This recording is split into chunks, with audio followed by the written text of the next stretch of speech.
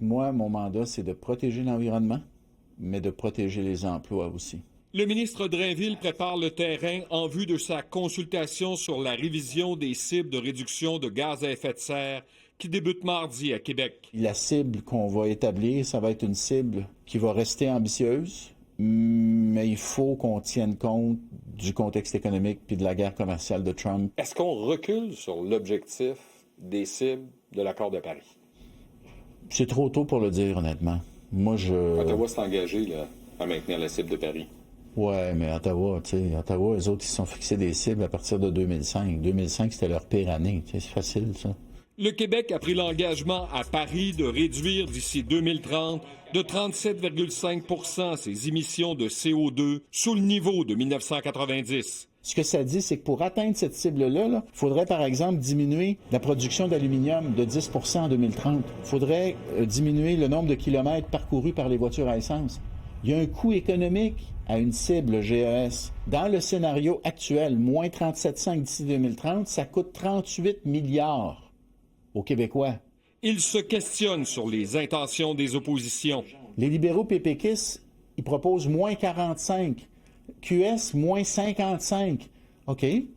C'est quoi le coût économique de vos propositions? C'est quoi les sacrifices que les Québécois vont devoir faire pour que vous atteigniez vos cibles? Je veux pas juste là, un chiffre pour bien paraître, là. Je veux un vrai chiffre atteignable, mais il faut dire comment on va l'atteindre.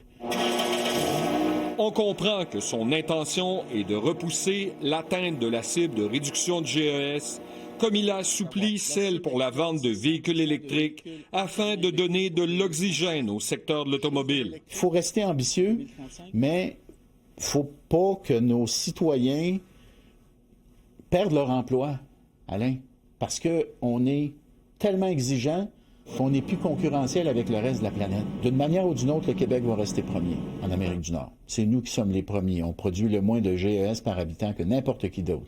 Puis ça, on va rester les leaders. Le premier ministre lui a aussi demandé de rendre le ministère de l'Environnement plus agile. Mais j'abaisse pas les exigences. Actuellement, ça prend de 13 à 18 mois. On veut ramener ça à 9 mois. Fait qu'un projet, un gros projet qui prend 18 mois en évaluation environnementale, on pourrait diminuer de moitié. Puis je te le dis, Alain, je coupe pas dans l'exigence environnementale. On coupe dans quoi? Dans le va-et-vient. Ce qu'il faut, c'est trouver une manière de répondre aux questions une fois, puis une fois que tu as eu les réponses, tu décolles. Le député de Lévis s'occupe aussi de la stratégie maritime. Sa fierté, la Davie, qui a le vent dans la poupe. Davie a commencé l'année avec 800 employés. Là, on vient de passer le cap des 1000. On a signé pour un brise-glace polaire de 3 milliards. La coupe d'acier va commencer ici en mars. Puis là, on est en discussion avec le fédéral pour 6 autres brise-glaces. Ça, c'est ce qui a été promis au Québec puis à Davie lorsqu'on a signé la stratégie canadienne. Davie a acheté avec l'aide de Québec le chantier naval d'Helsinki. Éventuellement, on n'a pas le choix, il va falloir investir dans des sous-marins, c'est déjà décidé. La question est de savoir qui va les fabriquer. Puis là, le Québec plaide sa cause. Ottawa doit respecter ses engagements, dit-il.